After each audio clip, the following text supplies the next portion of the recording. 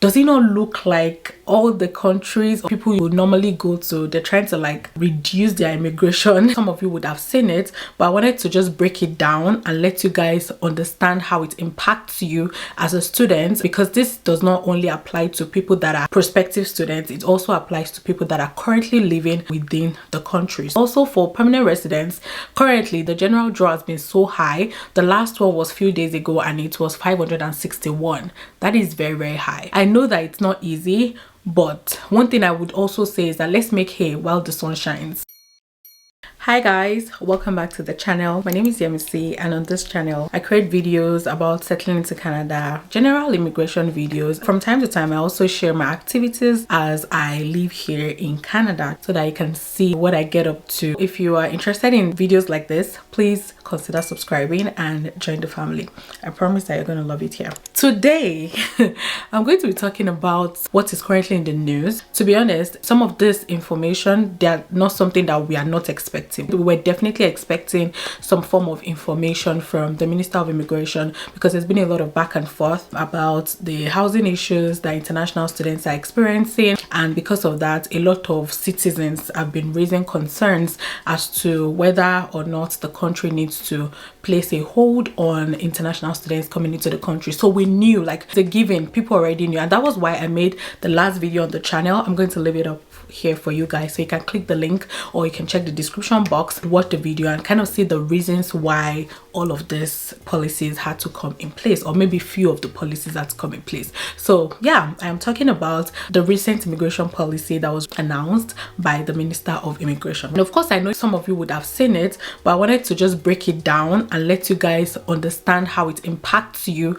as a student, because this does not only apply to people that are prospective students, it also applies to people that are currently living as an international student within the countries. If you see me looking down, it's because I am trying to get the information accurately. Also, I usually leave the timestamps in the description box, so that helps you to go straight to the particular section of the video that you would like to watch. But I always advise people to try not to skip any part of the video, because all the parts of the video will be very helpful for you. Also, I need to put out a quick disclaimer, which I've not done in a while. Please, I'm not a licensed immigration consultant. The first one would be the obvious one. The Minister of Immigration has announced that the living cost that you're going to be presenting as part of your proof of fund will no longer be $10,000 per year. That was the amount that a single applicant would normally show on their bank statement. So for example, if you're coming to Canada, aside your tuition fees, aside your, all the miscellaneous expenses, you have to show $10,000. But now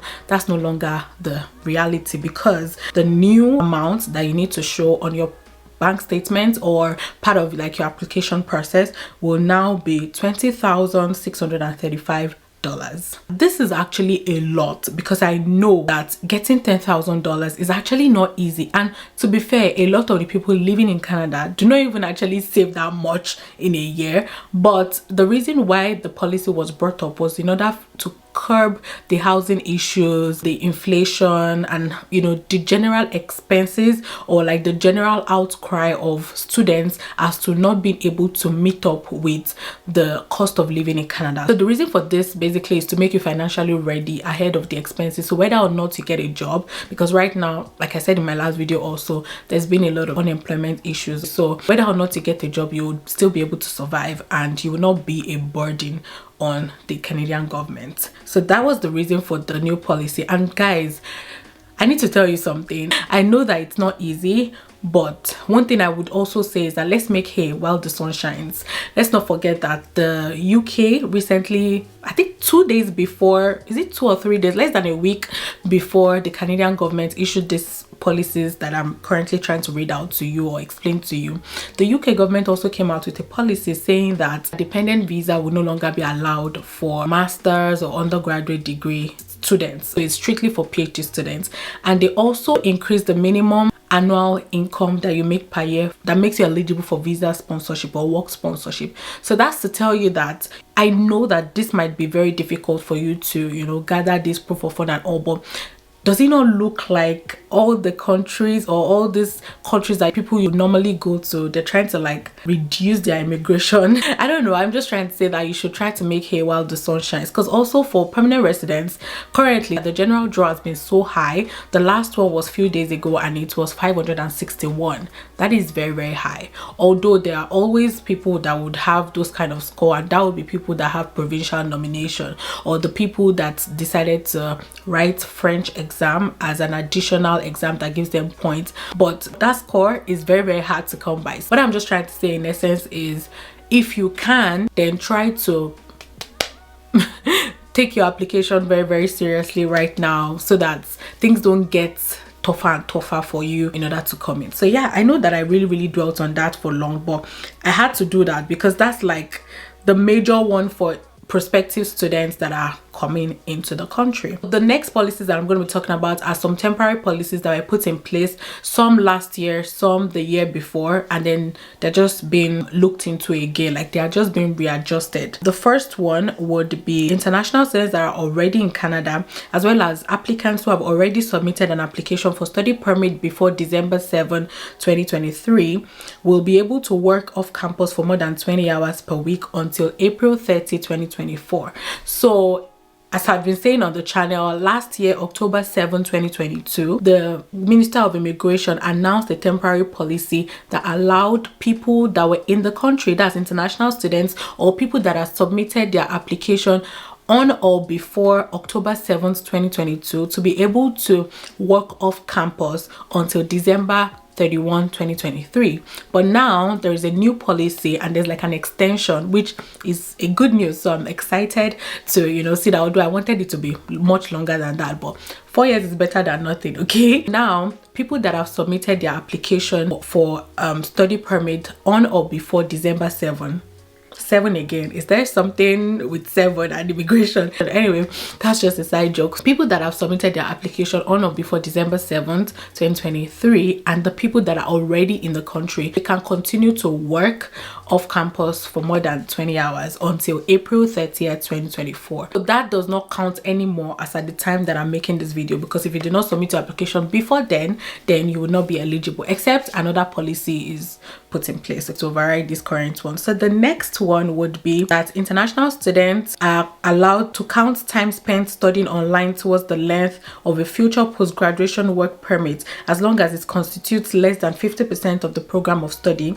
and will continue to be in place for students who begin a study program before September 1, 2024. Okay, so let me explain this one. During COVID, there was a temporary policy that was put in place because at the time, a lot of us that were trying to apply for study permits, we weren't able to get our permits in like a long time, although I wasn't part of those people. But prior to the period I applied, a lot of people did not get a decision for up to even a year. So because of that, some deferred their application and some continued studying online because the institutions here allowed for that. But the Minister of Immigration at the time decided to put out a temporary policy that allows you to continue to study outside of the country before you get your visa, but it must be less than 50% of your program study. For example, for a 2 years program, that means 1 year program will be 50% of studying. You should at least study online for less than 50% of your program in order to qualify for postgraduate work permits.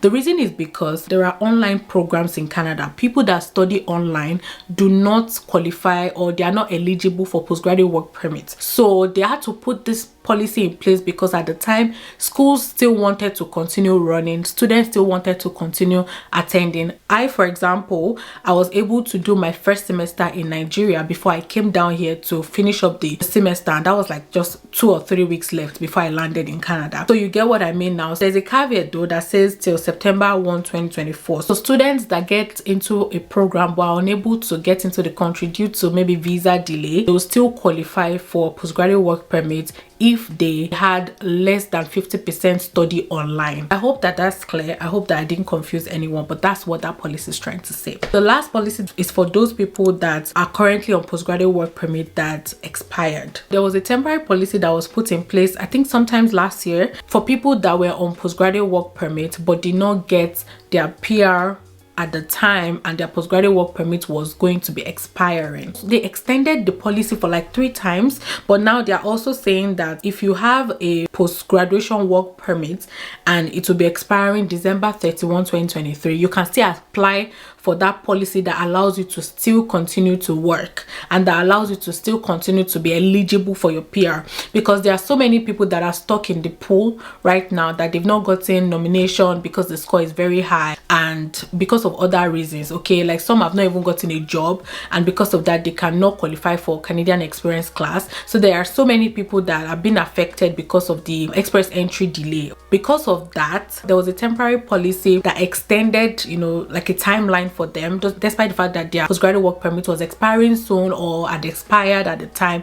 They were told to apply online in order to get like an extension of some sort. The new policy now is that even if your postgraduate work permit will be expiring by December 31, 2023, which is still this year, then you are still qualified to apply. However, they will not be extending it further than that. If you are one of those people that have your postgraduate work permit and you are yet to get a permanent resident and your postgraduate work permit will be expiring soon, I personally feel like this will particularly be for those people that have about 1 year postgraduate work permit eligibility. This is good news for you, so you can quickly apply so that you don't get stuck, because like they said, it's not going to be extended further. Okay, I wanted to quickly share this with you because I thought that that was very, very important, and because the last video on the channel was talking about some of the recent challenges for international students. Although there's the bad news, but there are also a lot of good news in the policy that was announced recently, and I thought to bring that to you. So let me know if you have questions in the comment section, and don't forget to like, share and subscribe. And if you have other news that you think that is very important for others to be aware of, please let us know in the comment section.